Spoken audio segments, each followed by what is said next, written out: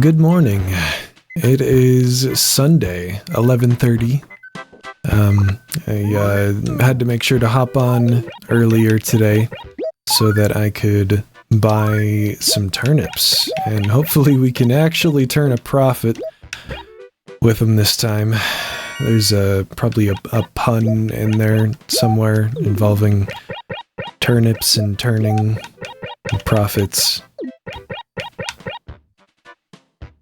Turnip profit, like turn up profit. Yeah, anyways. Okay, so we'll have to do that. Find my buried treasure somewhere in acre F4. Okay, can do that too. Over by the sea, see what's buried there. Lots of things happening today. Okay, well, let's go check out Nooks and see what he's got for today. Hello there. What do you have? You got a round cactus. I think I already have this plant and a bunch of other stuff I'm not really interested in. What about these floors? Diner tile. Oh, that's interesting. Huh. I don't really want it. I think I'm kind of all set on floors and walls too, unless something really pops out at me. So I'm not going to worry about that much. So... modern screen. Oh, okay, yeah. So this morning, I don't know what, I swear something, like, made me think of this, but I can't remember what it was. But, earlier this morning, I, came up with like a potential concept for a horror game that I might have to prototype, because I think it'd be really interesting, but it's also... It seems like such an interesting mechanic. I want to talk to you today, Pippi. I don't want you to move away. You're my favorite. So I gotta make sure to talk to you more often because all my friends are leaving me. Hey there, sunshine. Morning. Let's get out there and totally make the most of the day. Do you have anything you want me to do? Talk about timing. I was just looking for someone who could do me a favor. I have this friend named Savannah who's been hanging onto my glasses case forever. You wear glasses? Okay. Yeah, I can go grab that from Savannah. Don't worry about it. All right. It's the kind of thing where I swear someone has to have done it before. Especially, there's been a trend recently that kind of began with, there's a game called like Unrecorded or like Unrecord or something like that. That I don't think it's out yet still, but basically the guy, I don't know if it was a guy, the person developing the game,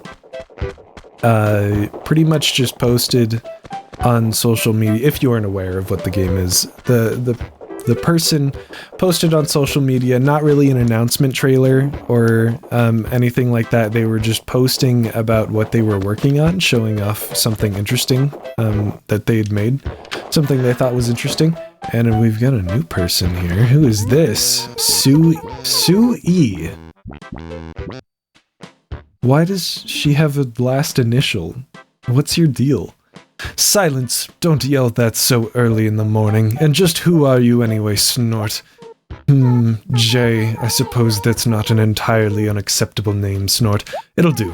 My name is Sue-E. Quite charmed, I'm sure. Sure. Snort. No, she didn't say sure again, she said snort. So, record, unrecord, what is that game called? That's gonna really bother me. Hold on. I need to look that up real quick. Yeah, it's called Unrecord. So this guy posted a clip of this game just on like Twitter or something, I think. not even as an announcement, just showing off what he was working on, and it went completely viral.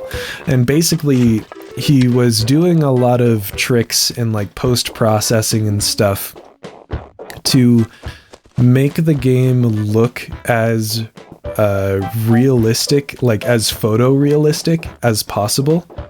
Where I mean, first of all, he was, I don't know if it's a guy or whatever, I probably shouldn't just be assuming, you gotta be fucking kidding me. I swear this is a thing. They hide pitfalls. It's every time I come across a pitfall, it's because one of them buried it here. This is the Acre F4. You gotta be kidding me. So anyways, they used really realistic textures and stuff,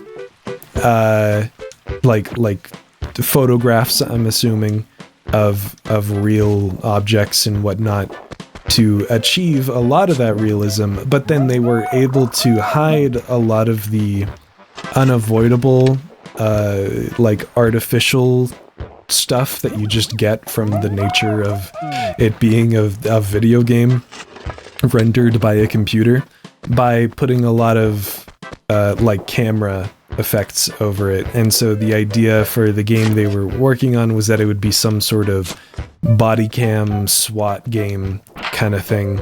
And it looked, I mean, it looked stunning. Like they had to do a whole thing where they like ran through or like flew through the game in the editor, like post a separate video where they flew through the game in the editor. I think they were making it in Unity. And then like after flying through it in the editor, ran the game and showed it running and showed like the debug stuff they could use, just to prove that what they were working on was actually a game, and it wasn't literally just body cam footage that they were pretending was a game or something like that, you know, and it was all like running in real time and whatnot. Hey Savannah, I need to grab your the glasses case. So what can I do for y'all? Pick it up. So you came to get the glasses. You're not British. You came to get the glasses case, right, y'all? Yeah, well, about that. Sue E has it. She just moved in and she's already wreaking havoc. I was forced to hand it over, really. I had no say in the matter. I'll tell you about it, but it would likely take all day. I'm sorry, but you'll have to go get it from Sue E. Okay, guess we're gonna go get the glasses case from Sue E. Yeah, so after that, you know, whole thing went totally viral. Oh, hey there. Now we can buy some turnips. Let's see how much they are. After that went totally viral, that started a whole trend where people were basically making games with kind of a similar concept, where the idea is it's filmed from 100 bells, not bad. Filmed from filmed from a camera, and so using those camera effects, they're able to hide a lot of the weird video gaming looking stuff. And so this concept that I haven't explained yet because I went on a tangent like I always do. This concept does not necessitate something like that, but I feel like it would really fit in with something like that. Because I think part of the inspiration for it was actually from the announcement trailer, I think it was, for Unrecord, where they actually show some combat in the game where you actually shoot at, like, you know, enemies, which are, I mean, they're just people, you know. It's not like some sci-fi game or whatever. It's meant to be really realistic and grounded. And I'm looking for Sui. And the thing I found really interesting about it was that, like, one thing the creator did to try and make it look more like body cam footage was they put a like pixel blur over the face of every enemy to be like they're hiding the enemy's identity, which is probably also just a really convenient way to... Is there a beehive in there? What you doing? Hey, good morning. Woo, Jay, you're an early riser, aren't you? Oh yeah, Pipsqueak. I'll let you in on something. I have a hunch. Something's good's gonna happen today, Pipsqueak. Boy, that's a good feeling. Give me an oh yeah. Woo, Pipsqueak. Anywho, you probably want something, don't you? So what is it, Pipsqueak? What's up? Jay, want me to give you some help with your fishing? When the fish bites down on your line, and the bobber goes underwater, reel it in right away. It's a test of your reflexes, Pipsqueak. Think you can do it? That's... You know, I really like... one aspect that I really like about Animal Crossing is, I guess I'll read this first. Ah, Jay, how nice to see you again. Enough idle chit-chat. Did you need something from me, Snort? I'm picking up. I never meant to keep it for so long. With my busy social schedule, I just never had a chance to return it. Okay, here it is. Pippi's glasses case. Please apologize for me, okay? I have a reputation to keep. I'm relying on you, Jay. Try not to fail me utterly. No problem. I'll bring this right over to her. One thing I really like that Animal Crossing does is it does have that whole tutorial right at the beginning that Nook sort of puts you through. But the rest of the more niche mechanics, it still explains them to you in really diegetic ways that you can just encounter randomly at any time. Like that little dialogue that just explained the fishing minigame, you know? I already knew how the fishing minigame worked, of course, so it didn't really matter to me, but if someone was playing this game who didn't know how the fishing minigame worked, then that's just a really, like, nice, neat, and diegetic way to teach the player about a mechanic like that. And it's very natural. It's very smart. I like that a lot. Good morning. Hey, did you want something or what? Yeah, I got this glasses case for you. There you go. I've seen this before. Isn't this my glasses case, little hair? I just knew in my heart that I'd get it back eventually, but I never thought I'd get it back so soon, little hair. Let me send out a big old thank you by giving you these clothes, little hair. Thanks.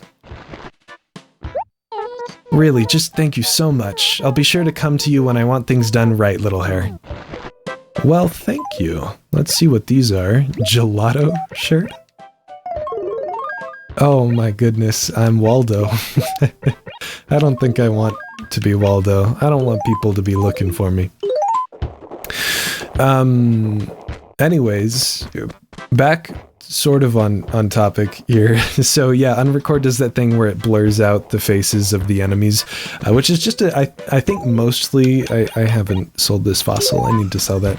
I think it's mostly just a way to get around, like, especially human faces are really, really, really difficult to get right in, like, to get to look really realistic in a video game. Just because that is, there are many patterns that our brain is trained to recognize very well. That one is definitely the one that is the most ingrained within us. So anything that's off at all, and it's immediate, you know, quote unquote immersion ruining. It's not actually like most games can get away. I mean, pretty much every game can get away with, like, you know, it's with most games it is absolutely not a problem, but like it wouldn't be immersion breaking to see a human face, you know, modeled and rendered in 3D by a computer.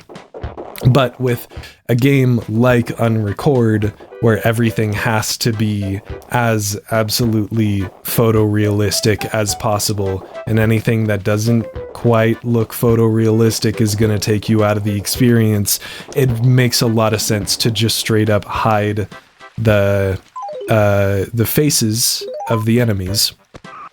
And like, what am I trying to say? It even, within the context of what the game is, it even makes sense to do so. So it is a double advantage for them, I guess, is kind of what I'm trying to say. So anyways, and I guess through explaining that, I also realized that part of my inspiration for, part of where this idea came from probably was Unrecord. Specifically because of that face blurring thing.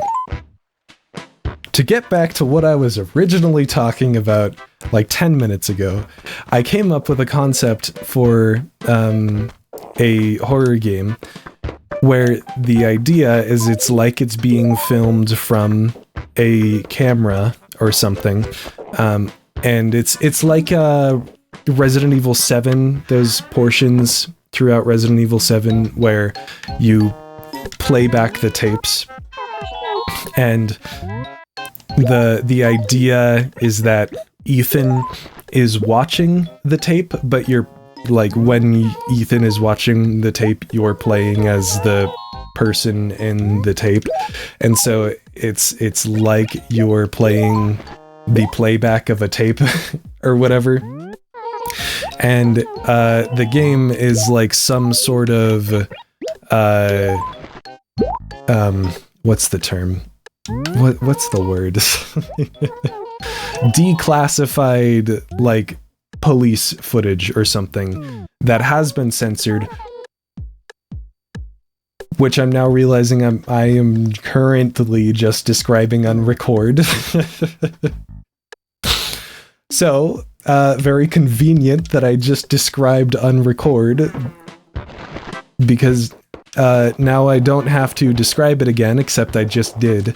So yeah, basically just the idea that it's a recording that you're playing back, and it's like a censored police footage sort of thing. I'm gonna sell this shirt. I don't really want it. But it's not just the like SWAT thing or whatever that Unrecord is, and it probably doesn't do the photorealistic graphics thing. It's just the camera thing is necessary for it, because oops, I didn't mean to do that. Because the idea is that the main like enemy in the game, the like horror bad guy, you know, would be the thing that is censored out on this declassified police tape. Like there is just a black box over it and you can't see what it is. And it's the kind of thing where it sort of allows the player to fill in whatever it is with their imagination. And so they can imagine something way scarier there than whatever I could ever make, you know? And I think the idea of it specifically being like an edited tape, like a doctored tape where someone has edited this black box over this creature to prevent the viewer from seeing whatever it actually looks like for whatever reason, could allow me to also make that black box censoring a little bit like deliberately imperfect. And so sometimes maybe the creature moves like really fast or something. Sometimes when it's moving really fast from one point to another, the black box sort of slips off of it just a little bit so that you can see like one little tiny piece of what the creature is. And that can kind of facilitate like whatever you see, the little tiny bit, you still don't get to actually see what it is, but that little bit just, I feel like, would get to facilitate the brain kind of filling that in with something even scarier than what it actually is.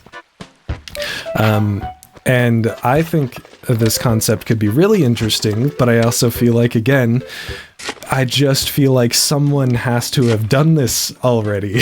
You know what I mean?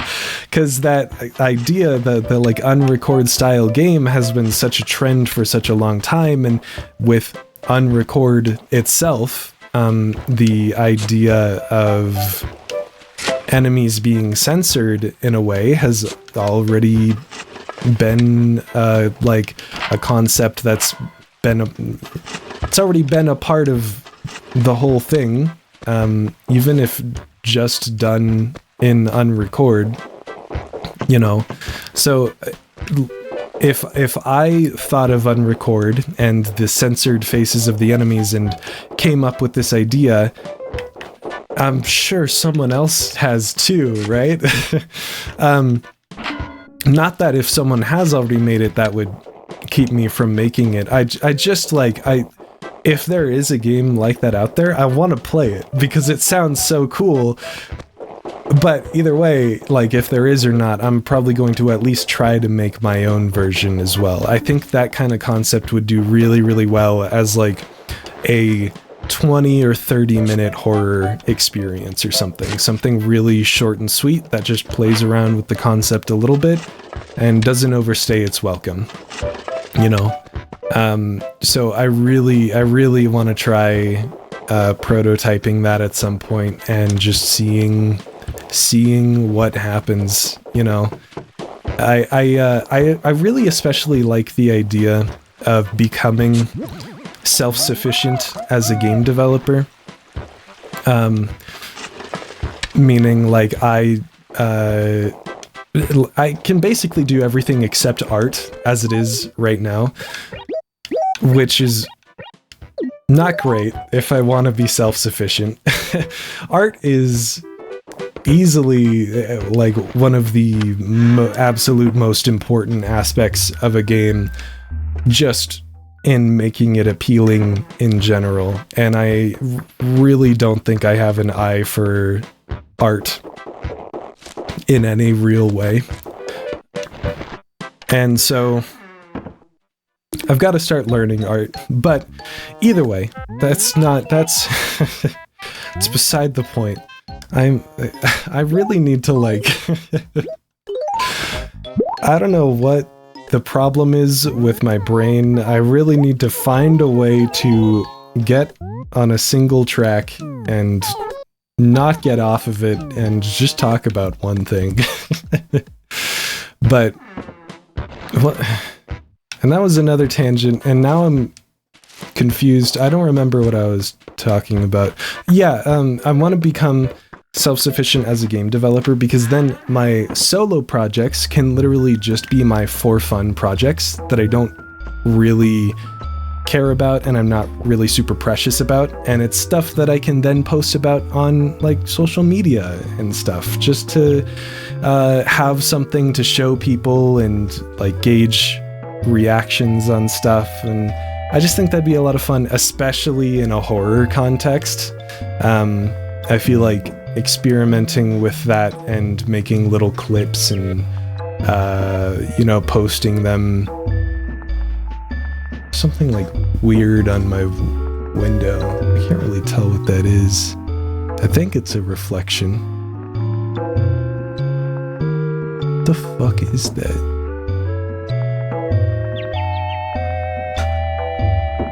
Oh my god, that's a gigantic icicle. That kind of freaked me out, I'm not gonna lie.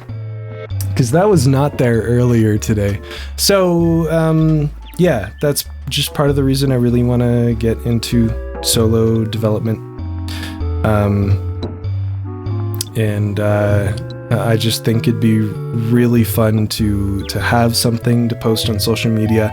I just need to post on like Twitter and stuff a lot more. I was thinking a lot this morning about how like to get my name out there as a composer so that people can start approaching me for commissions, because I've only had someone approach me for music commissions once.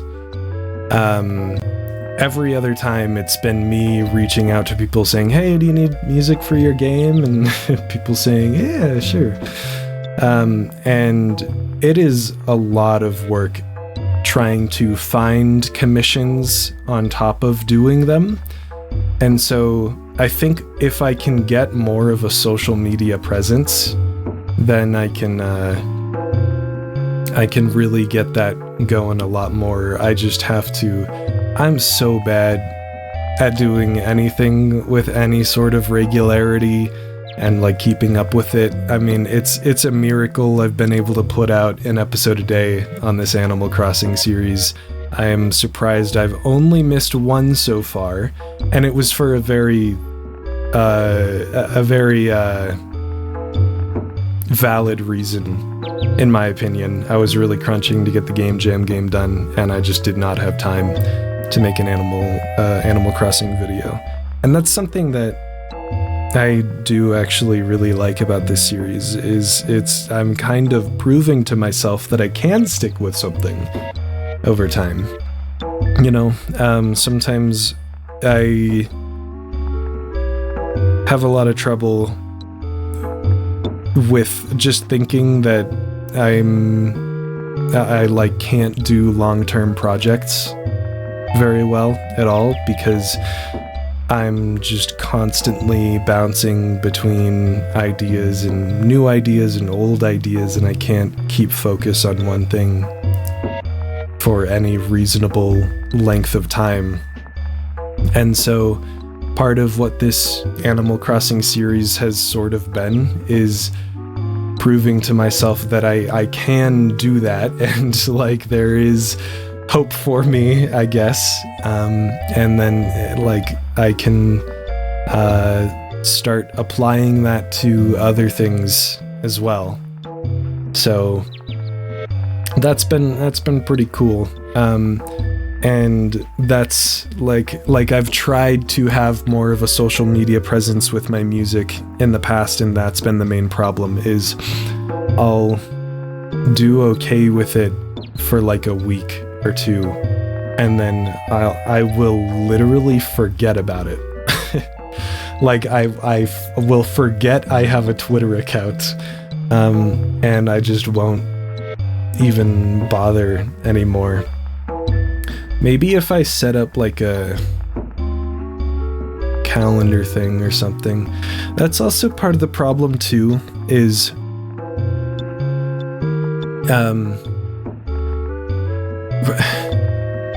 writing a full song takes a very long time, especially because, and I think this is kind of the case for a lot of people, though it's actually been less the case for me recently.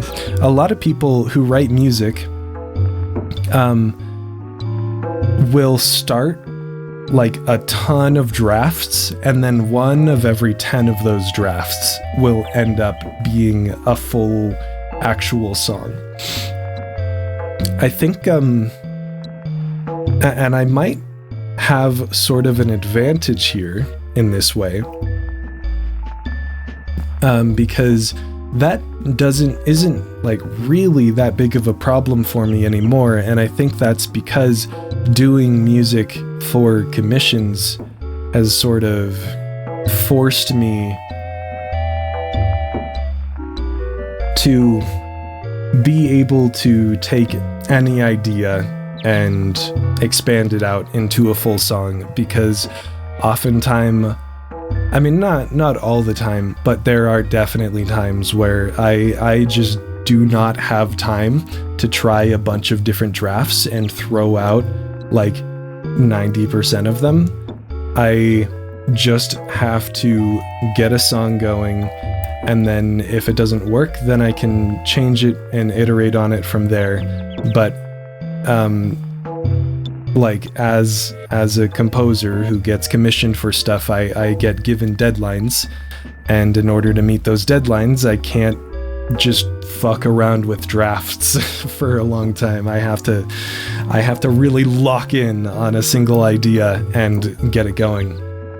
So that actually is a pretty big advantage for me, I feel like, for posting on social media, but it is definitely still a lot of work, like writing enough music to post on social media regularly and always be like putting something new out there to draw in more people, you know what I mean?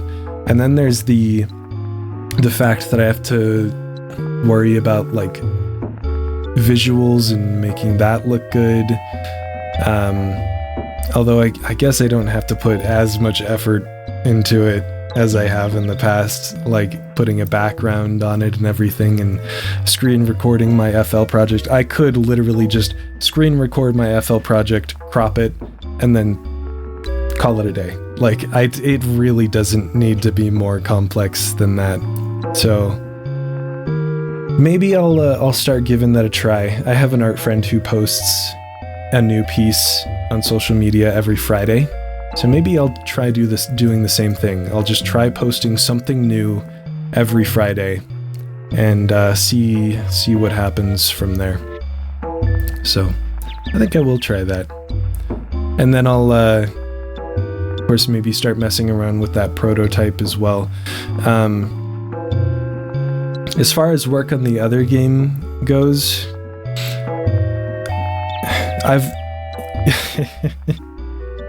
I've been making good progress. The other people on the team are the same people who said they were going to help me out with the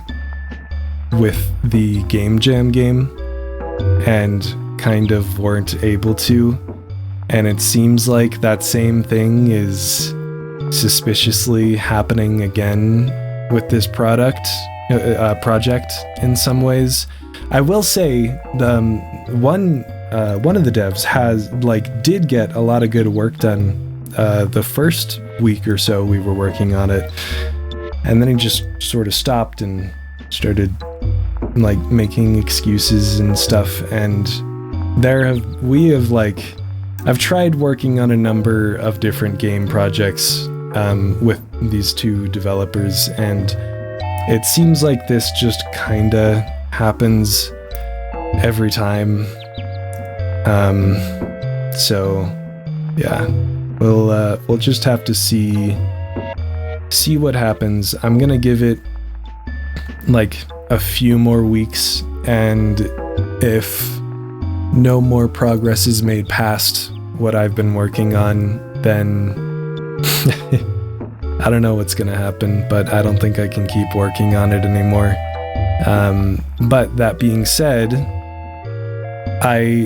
this has happened in the past where I've been working on projects with these people, and I'm really passionate about it and I really want to get it done, and I basically kill myself working on it, and they don't like put anything into it themselves. And I'm at a point where I just really I really don't want to be doing that anymore. I really feel like I can only put into this project what they put into this project, and so I'm definitely going to be taking it easy on that project and doing some other stuff, like focusing on music commissions more and music on social media more, and maybe putting together that prototype for that horror game would be pretty cool. So I think that's I guess my point is, I'm not absolutely like saturating my time with all these different new projects and stuff. So I think I'll be fine if I want to start, messing with prototypes for this horror game idea. And plus, I don't even know if this horror game is going to go anywhere. I literally just want to make a prototype and see what happens. I have no plans on turning it into an actual game. I just want to experiment with it and see if it's cool.